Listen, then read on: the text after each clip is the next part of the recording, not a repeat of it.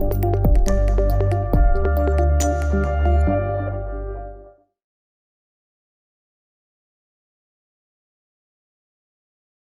everybody. The essence of sculpture may well seem its inherent solidity, but as museum curators, conservators, artist estates, private collectors, we all know that we're regularly confronted with sculptures of unstable conditions, particularly for modern and contemporary sculpture.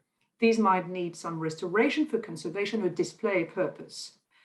One of the major assets of sculpture is it can be edited and replicated, be it during the artist's lifetime or posthumously. The lifetime posthumous question will be discussed in another panel. Now, sometimes when the original work is largely destroyed or degraded out of the owner's negligence or because of the evolution of the material used by the artist, replicas can be made if the artist or the estate or the owner of the work are compliant with the idea.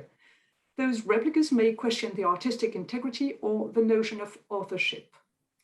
This session of ICRA annual conference will question restoring, conserving, replicating, and fabricating sculpture and the impact all those interventions on the objects are, or could be, or would not be included when cataloging them or even exhibiting them.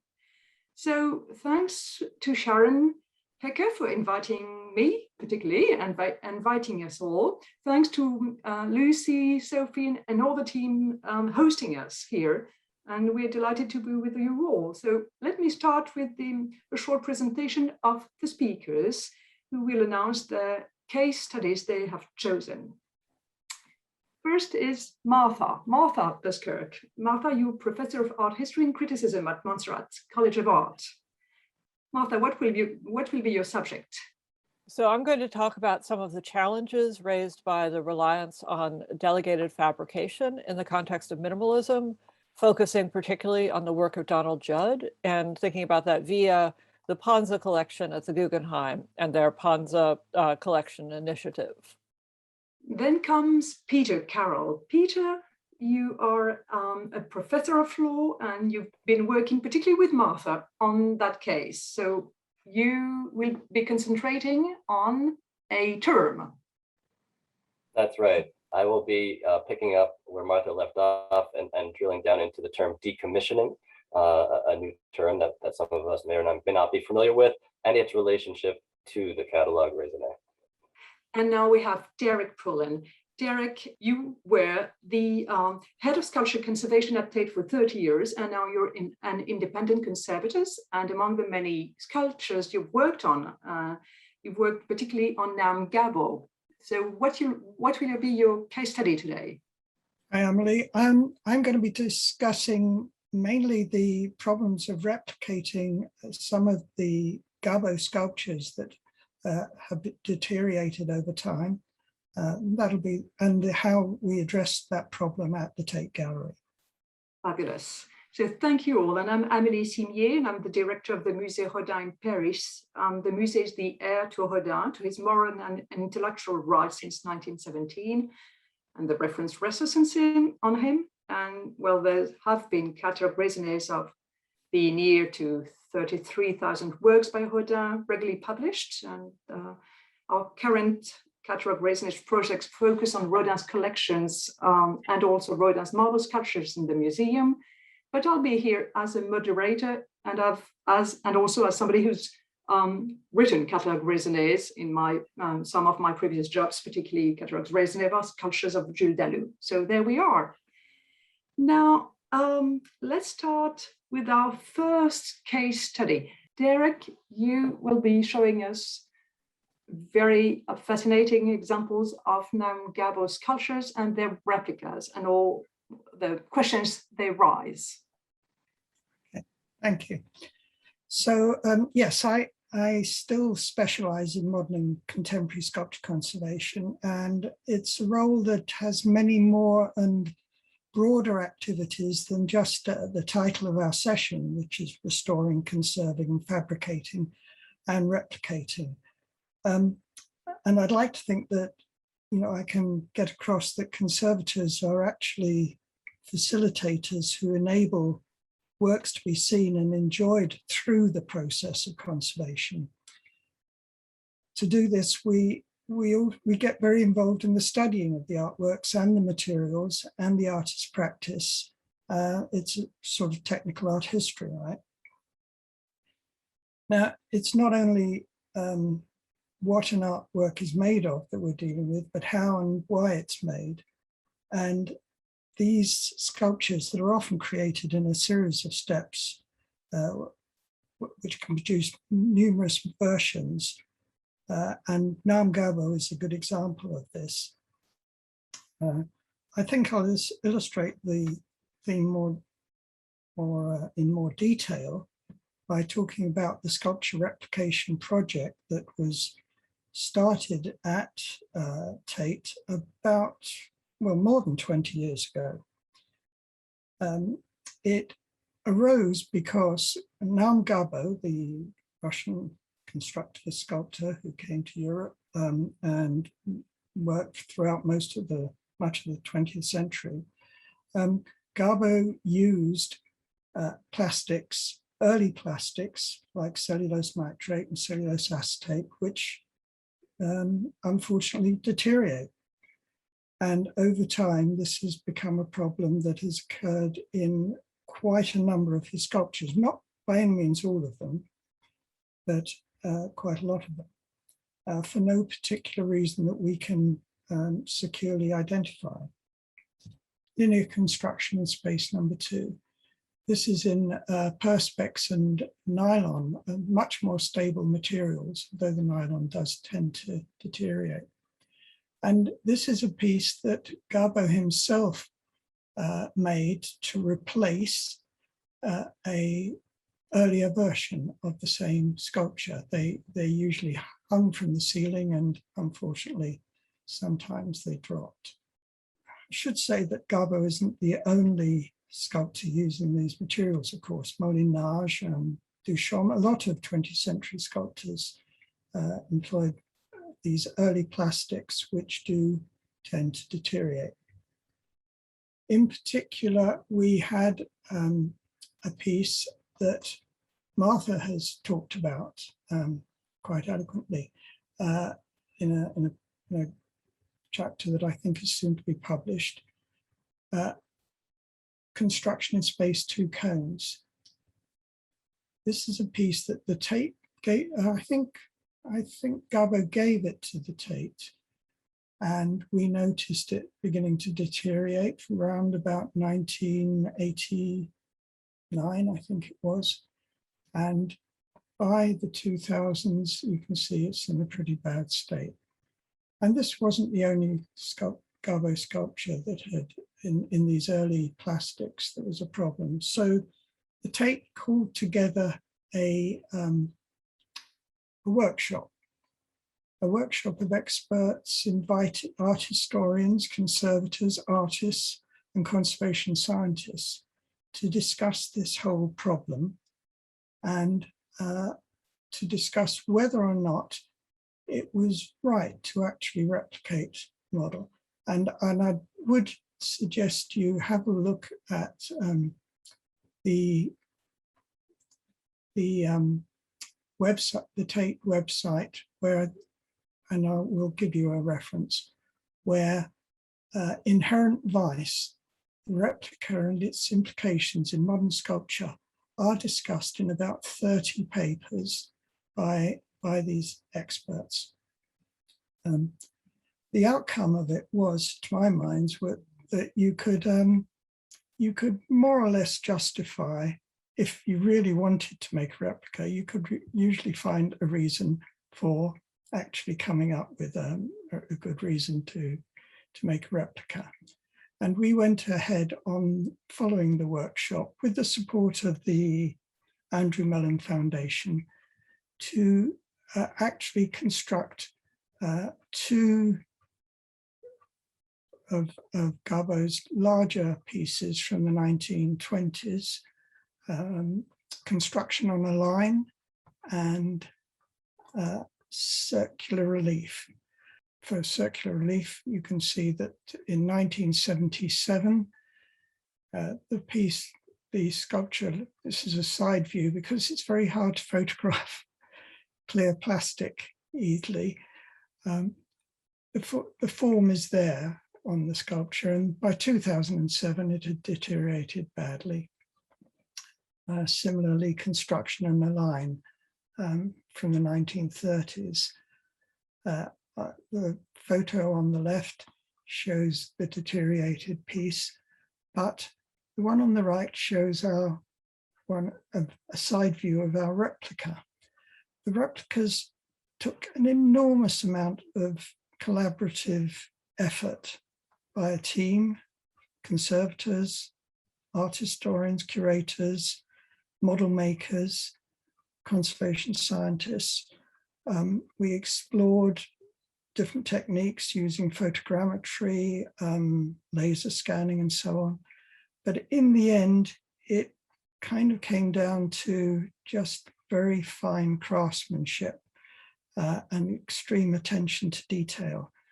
Much of it, all of it, carefully overseen by the Gabot estate, who I should mention were key players in the whole discussion about replicas. Now, I've had a long relationship with the Gabot estate, in particular Nina and Graham Williams, who owned the copyright. Nina was Gabot's daughter, and they produced back in 1985 a catalogue raisonné of the sculptures and constructions that was compiled by Christine Lodder and Colin Sanderson. This catalogue has been absolutely invaluable for me. I've used it consistently since the mid-1980s, and we're showing a slide now, I hope, of the catalog, my catalogue, and some of the pages where I make entries as I go along. Now, this information, it seems to me, is exactly what is needed. The additional information I'm adding to the catalogue is what's needed if this catalogue raisonné is ever updated. And I have checked with Nina and Graham about whether they would include details of the replicas that now are carefully stored at the Tate and indelibly marked as replicas. And they said they would certainly be recorded in the catalogue raisonné, but as for what they are, with the history of making them as replicas. I think that is about all I want to say, except to emphasize that, you know, there is this potential that I don't think is really exploited in catalogue raisonné up to date, of working more with the information that conservators collect in the course of their day-to-day duties. Thank you very much, Derek. It's fascinating, and also fascinating to have the reaction of Gabot's Holder. It's absolutely fascinating to have the reaction on that, and I'm not sure we'll find that many examples of catalogue raisonnés with this sort of openness, I'd say. Martha, would you now present your case study on Judd's plywood pieces? Okay, thank you. Yes, I would be happy to. So I'm going to be talking about Judd's work via the Panza collection. And so just a little background there. Giuseppe and Giovanna Panza were major Italian collectors of pop, with a big focus on US pop art, minimalism, and conceptual art. And a number of works in their collection, particularly the minimalist works, were acquired on the basis of plans for a museum project that was long expected but never actually realized. So, and they were also collecting at an early point when a number of the artists in the collection had not yet fully regularized the documentation that would accompany works designed to be realized for a specific site, or made from components that could potentially be replaced or remade. So Donald Judd sold a number of plans for large-scale works to Panza in 1975 to 1976, and then made the sales in 75 and then signed some paperwork in 1975 to 1976 with with provisions that were actually quite unusual for him, because he generally did not use a sort of elaborate certificate for his works. And this paperwork that became the source of a lot of the problems and issues is generally referred to as the Ordover agreement, written by art lawyer Gerald Ordover, and a few other artists whose work was collected by the Panzas signed a similar agreement, but a number also refused. Flavin, for example, flatly refused to sign what he referred to as the so-called Ordover agreement. So there were problems over the years that developed between Panza and artists in the collection. Severe problems that developed between Panza and Judd, and to a lesser degree to Dan Flavin and Karol Andre, particularly around fabrications authorized by Panza during the 1970s and 1980s, and that burst into public view in 1990, around the time that the Guggenheim was negotiating to acquire a large part of the minimal and conceptual work. And so the Guggenheim made some early attempts to resolve the issues, but many of them were left unresolved at the time that Judd died in 1994 and Flavin died in 1996. And so they developed the Panza Collection Initiative in 2011 to try to address these issues. Now, in Judd's case, there was a catalogue raisonnés, and you're seeing an image of that with its bright orange cover, but from a fairly early point is his career, published in 1995.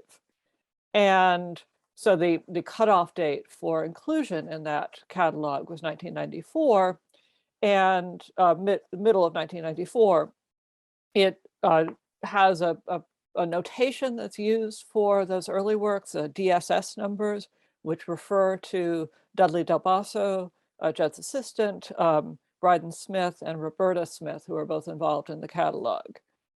And Panza's acquisitions took place between 72 and 75. So they essentially bracketed the moment when the catalog stopped.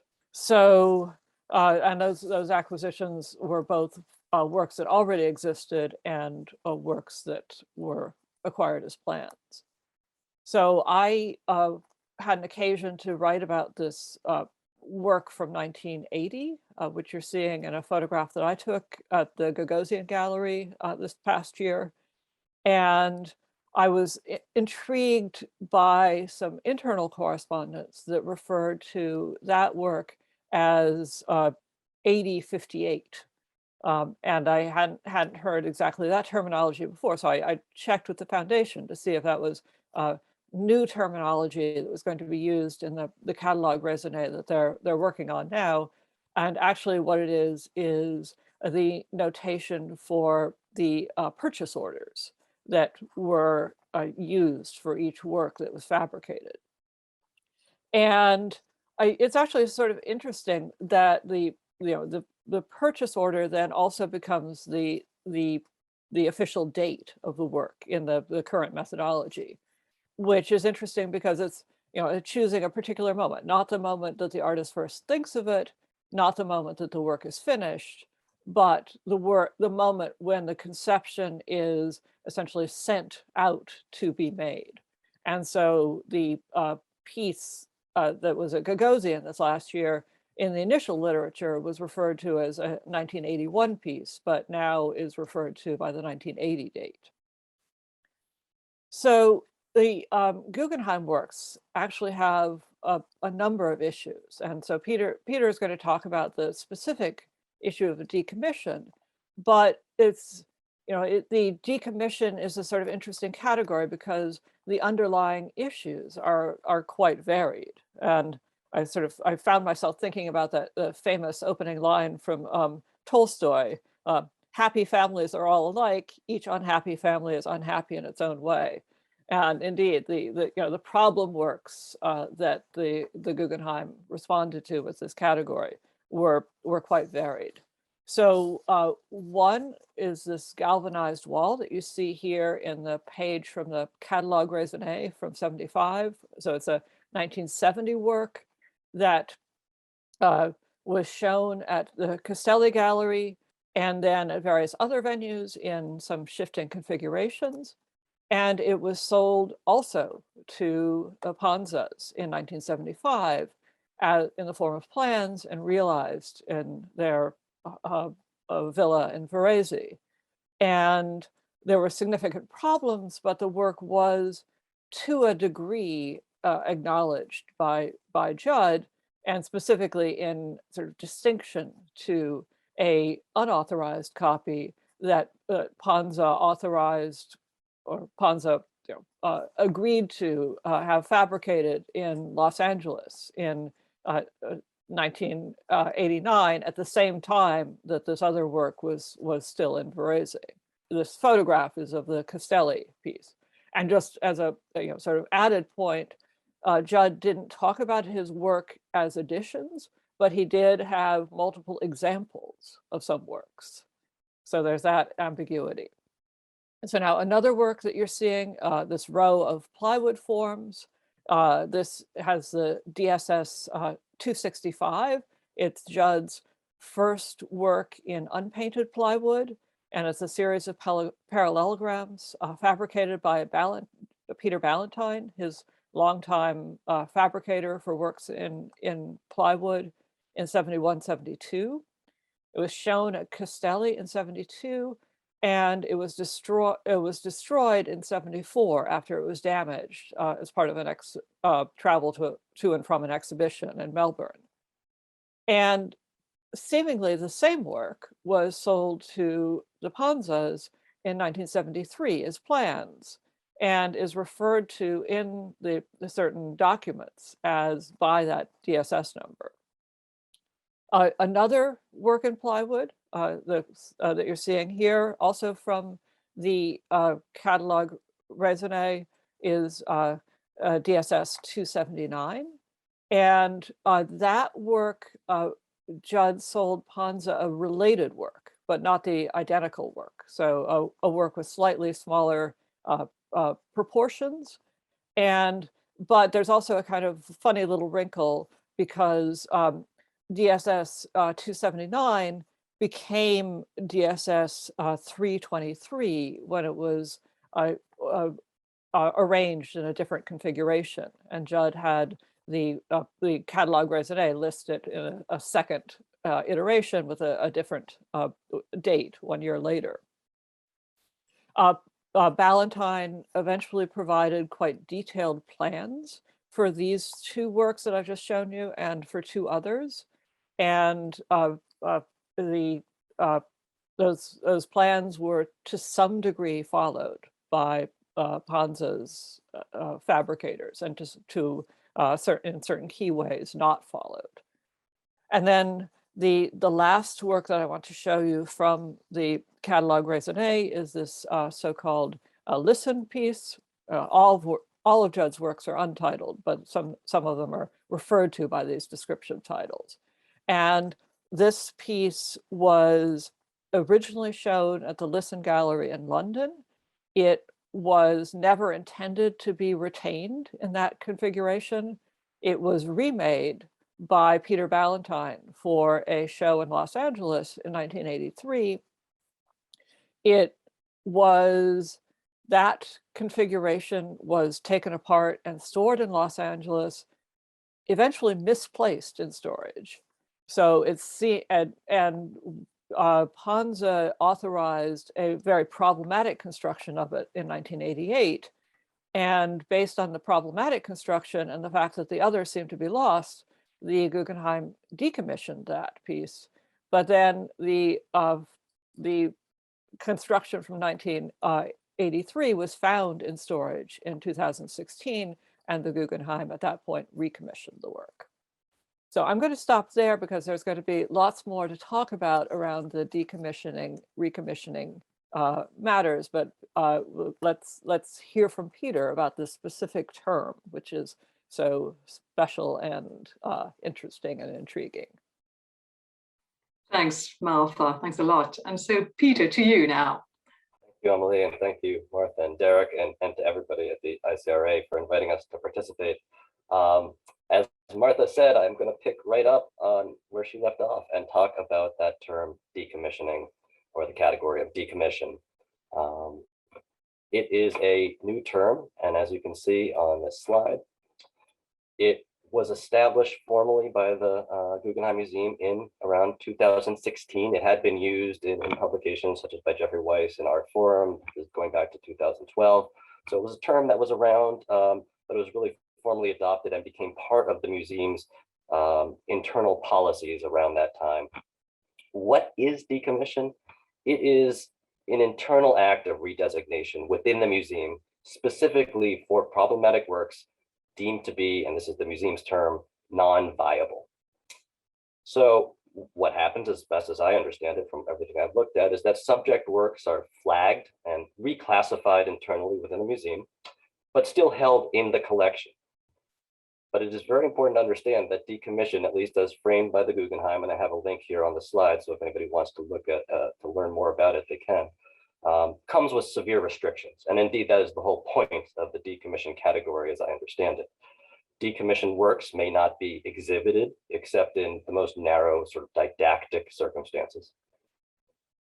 All of these works that have been decommissioned to date, as far as I understand, are essentially coming out of this Panza initiative and were originally acquired in most cases in paper form through documents and instructions of just as Martha was talking about. So we have this possibility that works could have been acquired by the Guggenheim, and many were, in unrealized form. So for a decommissioned work that was acquired in unrealized in any form, it may never be realized. So decommission means you may not fabricate it. For works that were realized or fabricated to some extent, they even may be disposed of in certain extreme cases. The sum total of all this, as I understand it, is essentially stripping status of art from these works and maintaining them in more of an archival fashion. 2 points I want to underscore as well. This is a significant decision for any work to be categorized as decommissioned, and it would go up to the Board of Trustees, as I understand it, after being proposed by museum staff for a work to be decommissioned. And also, there is the possibility, I've heard the term used now, recommissioning, right, bringing it back from the decommissioned status. Museum employees that have talked about this publicly have said that they intentionally made that quite hard to do, but it is a possibility.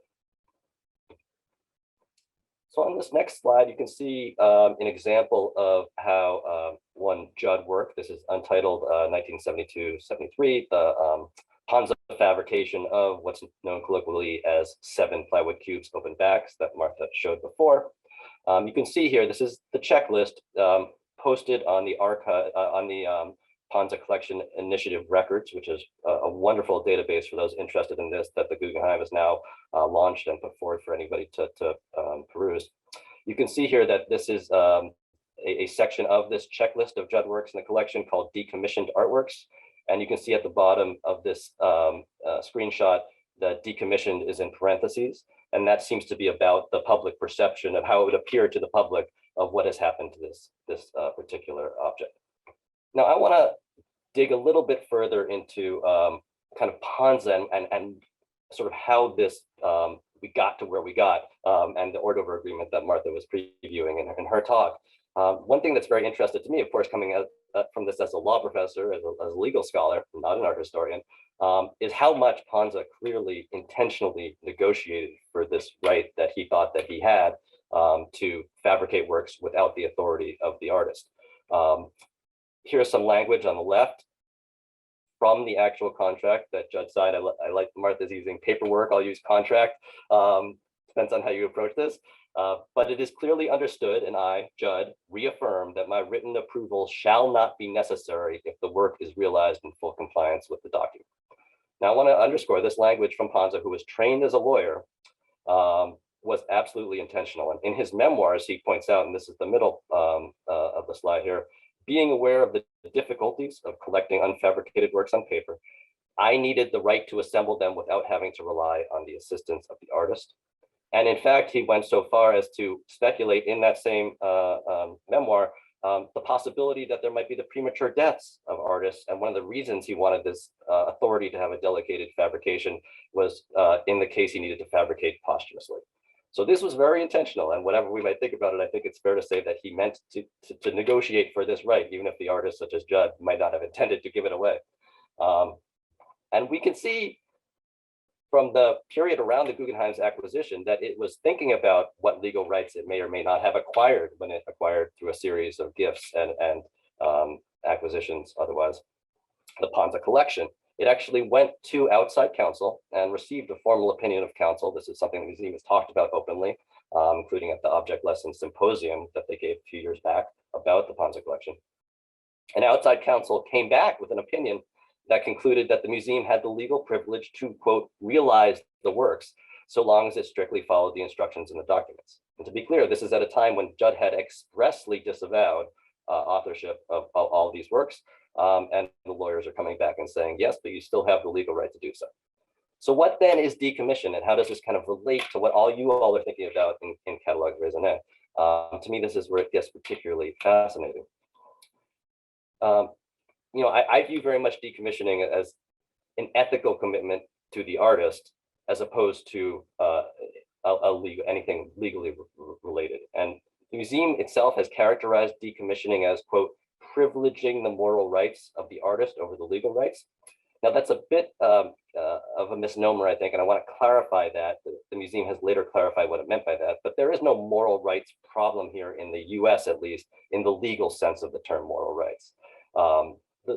Part of the council's opinion and part of everything I've looked at in these documents is to make clear that the legal notion of moral rights as a legal bar to being able to refabricate is not applicable, particularly in the US. It might be a different story in Italy or France, in a civil law country, but certainly in the US, they would not apply. So what did the museum mean by saying privileging the moral rights? They have later clarified in correspondence that they really meant to treat Judd and his work responsibly and with respect. And I think that really gets to the heart of the issue of what we might see when it comes to catalogues raisonnés, because decommission then, to bring this all back together, is an ethical and not a legal conclusion, right? And for me, the big question that's going to come up, and I although as far as I know, it's only the Guggenheim that is currently using this term, and it seems to be in the range of about 18 or so objects to date, both Judd and Flavin, that have been decommissioned. There might be a few others as well. But I see this as something that's going to be used more and more, probably because of the various complexities of works acquired in document form that will be coming up more and more as we go forward. So the question then, as applies to catalogues raisonnés, is, first of all, will this term start to appear? And if so, is it going to be appearing as sort of in the guise of a fact about the object history? And one can imagine that appearing there as though it's a fact about this object. Or from my perspective, it seems that it would be important to underscore how much this is really essentially an opinion of one's institution, right? And to the extent that it appears in a catalogue raisonné, it's almost an ethical judgment by a museum, a perfectly fair one, of course, based on everything Martha was talking about, the problematics of these works, but one that's still essentially an opinion nonetheless. And to me, the fascinating question that I would love to hear from in the audience, if people have questions or thoughts about it, is how might this term start appearing in a catalogue raisonné, and how, whether it will be presented sort of as an issue of fact or really one of opinion. So I'll leave it there and I'll turn it back to everyone. But thank you again for having me on the panel. Thank you very much, Peter. If I can sort of follow up your last question, Martha, do you have any idea how the Judd Foundation will treat the Panza commissions in their next catalogue raisonnés to 2025? Do you have any inkling of that? I did ask whether they were willing to talk about that in advance of its appearance, but they're not willing to talk about that. So but certainly they are very aware of the whole Guggenheim process, the documents, the problems raised by each individual example. It's very intriguing because the works, did they ever exist? I mean, those particular works in the Panzer commissions. It does raise the question, I think. Well, I mean, I think there's also an interesting issue around what constitutes the work when the work is potentially conceived and then fabricated. And so certainly there's no question that the Guggenheim should decommission these very poor fabrications that Panzer created. And I was one of the members of the advisory committee on the Guggenheim Panzer Collection Initiative, and even though I had researched those works beforehand, I'd seen the bad fabrications through photographs, and when the Guggenheim brought them in and showed them as objects, it was really quite striking how far off they were from the aesthetic that is typical of Judd's plywood work, fabricated largely by Peter Valentine. And so certainly there's no question that those bad fabrications should be decommissioned. But then there is I will be very curious when the catalogue raisonnés comes out, whether they are described as works, but works that were poorly realized or unrealized, or what the issues were. And in fact, the four key plywood pieces that Peter has talked about elsewhere, they have sort of three different status categories in a way. One overlapping with an existing work, one related to an existing work, and then two that were simply imagined out of whole cloth. I mean, related to other pieces, but imagined as distinct works, and then never realized in a fully successful version. And Derek, in your long career, have you met works that were decommissioned, even if the word was not used, but that had to be replicated because they were destroyed or were decommissioned for one reason? Or have you met that sort of thing? Or I guess the example that comes to mind for me is of a work that was retired to the archives. And this was a Boyce wool suit, part of an edition of 100. That was discovered in a store, badly moth-eaten, and thought at first sight to be irreparable. And in fact, at the time, it was irreparable. And there was a lot of discussion about whether it should actually be destroyed, and a new one, another one purchased from, after all, it was from an edition of 100, so there were likely to be others available for sale. I strongly advocated that it should be archived rather than destroyed, because it seemed to me quite possible that in the future, what seemed at the moment, at that time, to be unrestorable could become restorable in time. And it's rather important, I think, that we keep options open for the future, for our curators, for our conservators, and not shut off, not exclude the possibility of actually reviving an artwork.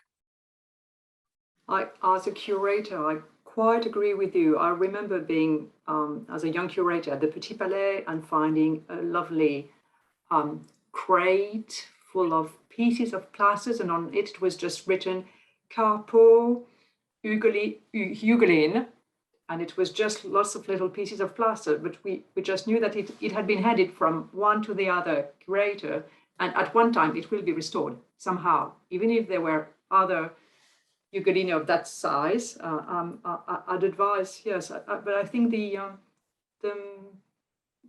curator mentality is more on the keeping side. I would bet for that, unless you've seen other things. But with the very modern materials like those you've met with the Gabo cases, it's another story, I'd say. Yeah, I think in the case of the Boyce, if I remember right, the Boyce estate wanted the piece destroyed, and I'm not sure how that actually played out in the end. That's interesting. Peter, the saying of the estates is probably plays a large role on that question. I think that's quite right. And as we saw from Derek's discussion of the Gaba situation, in certain cases, a copyright holder could even go so far as to prevent a replication by going back to its copyright rights or moral rights. And there's a fascinating question within the copyright literature about the what we call repair versus reconstruction versus replacement. There's some very old cases that go back to books that were falling apart, and at what point you had somebody in the business of recreating, rebinding books, and is that a violation of a copyright by creating a new reproduction of it? Well, a lot of these cases call to mind to me, you know, if you have a problematic work that you're repairing and fixing, at what point has it sort of fallen in, for copyright terms, into a new replication? And once you're in that territory, under most copyright regimes, you're in a situation where you need the estate or whoever the copyright holders is approval to do that, which of course raises a whole bunch of problematic decisions potentially if you're in an adversarial situation, which sometimes we certainly are. I was quite impressed by the pages that you had noted, Derek, on your catalogue raisonnés of the Gabo with all drawings and all that. And I guess we all are used to annotating our own catalogue raisonnés, all of us, I guess. Not by drawings, but adding things that we've seen. Any of you has good examples to share with the audience of catalogue raisonnés where that would be very open on those questions of restorations, replicas, refabrication, and all that? Do you have examples that come up in your libraries? Maybe we find those details more in exhibition catalogues or articles, papers, in specialist papers. I have to say, I have to annotate my Gabo catalogue raisonné because, like quite a lot of modern artists, he was making many versions of each piece. I think there's like 25 or 26 versions of the Linear 2 sculpture that I showed, you know, and you just identifying which one you are dealing with, which one you're talking about, which one the owner actually has. I mean, the number of times I've sort of returned a conservation report, which we might get onto, technical examination to an owner with the correct catalogue raisonné number on it, and they weren't aware of which version they had. Yeah. I'm not surprised. That's the power and the difficulty of the replication process, which is inherent with a number of sculptures. I'm not surprised. Derek, you've said when we had that previous talk preparing this today's talk, you said conservation reports are history. I love the idea of that. We were talking about whether conservation reports should be included in catalogue raisonné, and I think you have to sort of define, first of all, conservation reports, because there are the technical examinations that are done of a piece, investigations of the material, of the process of how work is made, and so on, and perhaps distinguish that from condition reports that are simply saying the state of the work at a particular moment in time. I think the technical examinations are really valuable, and you can sometimes dig down on museum websites to find those reports, but ones that simply state, often using very general terms about good condition, poor thing, are pretty useless. I just think that the history of a piece is, any artwork is it's ongoing. So the catalogue raisonné can only capture it at the moment that it's published. It will continue, and one of the problems is how you keep things up to date. It is, and then this draws us to the question of online catalogues or paper printed catalogues, and how you keep them going on. Indeed, I can see the problem with online catalogue raisonné of just maintaining any database and keeping it up to date is an enormous amount of work, and for a big estate that would be an enormous commitment to make, and then you've got to actually collect the information to update the database. So I can see why publishing is favored by many. Still is on, lucky us. Any other question, Martha? Well, just sort of going off of one thing that Peter mentioned. Peter referenced the online database that the Guggenheim has put out, which is a sort of a sample of a much larger set of data that they've collected that you can look at in person by appointment.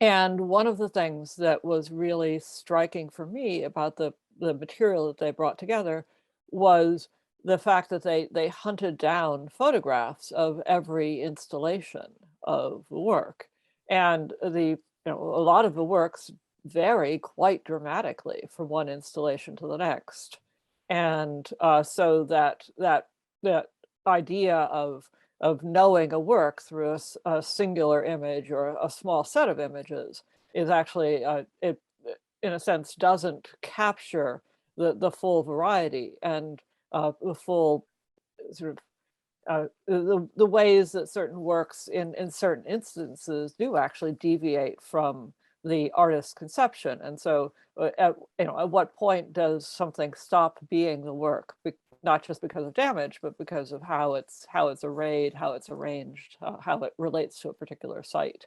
So how it's displayed. Yes. So I think the capturing of that visual information is really incredibly useful and potentially goes well beyond the scope of any catalogue raisonné. Just to build off that one very interesting concept that was mentioned before about the online catalogue raisonné. I mean, from my perspective or my vantage, I immediately call to mind NFTs and the blockchain and this attempt to sort of have a registry that keeps a recorded history of all of the different iterations of the catalogue raisonné over time. So while it might be moving to online formats, we certainly have the ability to have a perfect record of each and every change to the catalogue raisonné over time. And I can imagine a scholar like Martha or Derek going back and saying, between 1993 and 1996, there were 17 different changes and iterations to this work, and having that sort of written record on a blockchain type technology would be pretty fascinating in my view. Very fascinating to any scholar, I must say, very much so. I'd just like to comment on Peter's presentation, which I think many people have known about the Panzer issue for a long time. But that was the first time I'd actually heard a little bit of Panzer's own side of the story. And that was really helpful to sort of broaden the picture. Thank you, Peter. Very fascinating. Being inside his mind somehow too. Yeah. Well, I think he knew, and Martha could talk about this, I'm sure too, but he knew as he was approaching older age that he needed to sort of come out with his own position on what he had been doing, and he knew it was quite controversial. And partly this is him sort of after the fact setting the story as best as positioning himself in his memoirs as best as he can. But you know, he clearly did not. He thought that he was doing something that was justified, I think, in his mind. You know, and he also, even at the time in the 1980s, thought that he was making beautiful, you know, realizations, for example, of Flavin's work, even though they dramatically shifted the parameters of what Flavin expected his work to look like. But just sort of going back to something Derek said, I really, or actually, no, sorry, it was Peter, the idea of stripping the status of art from the work. And I thought that was a really nice locution. But that sort of relates then to what Derek was talking about with just what happens to all these contenders, that if a work is replicated and the one that is sadly decayed is the original, sort of who gets to be the work of art at that stage. Yeah, it's a problem because, you know, no matter how well labeled and clearly stated that a replica is a replica, it somehow all too easily becomes the piece becomes the artwork that it's representing, and not just a replica any longer. That's been a problem for quite a number of artists. We could talk about Schwitters, Rodchenko, and so on. And where does the originality, where is the original actually? That's the question. Is it in the artist's intention, or its first creation, plastic creation? I don't know. This question of originality is a difficult one, I'd say. Well, and then there's the other thing that I know, you know, both Derek and Peter have talked about in different contexts, is the idea of the exhibition copy, and the sort of paradoxical notion. I think it's highly paradoxical that viewers would experience the work only through something that is officially not the work. And so essentially, that moment of experiencing is understood to be in brackets and through a stand-in. And I think the replica is a different than the exhibition copy in terms of these various practices, but related in that sense. Like you're supposed to go up, look at it, and understand that you're not fully experiencing the thing that you're experiencing. I wonder how many of our visitors have the inkling that they're not looking at the pristine original one. Even if we give the best, even if we write the best labels saying what the works are, I wouldn't bet. I wouldn't be too sure about that. Depending on the display, depending on the magic of it all, it can work, I'd say. Well, many thanks. Thank you to all the speakers. Martha, Peter, Derek, thanks a lot for sharing such very fascinating experiences, questions, because we've raised many questions and not answered them all. And now we'll be taking the audience questions, which I'm sure will be plenty.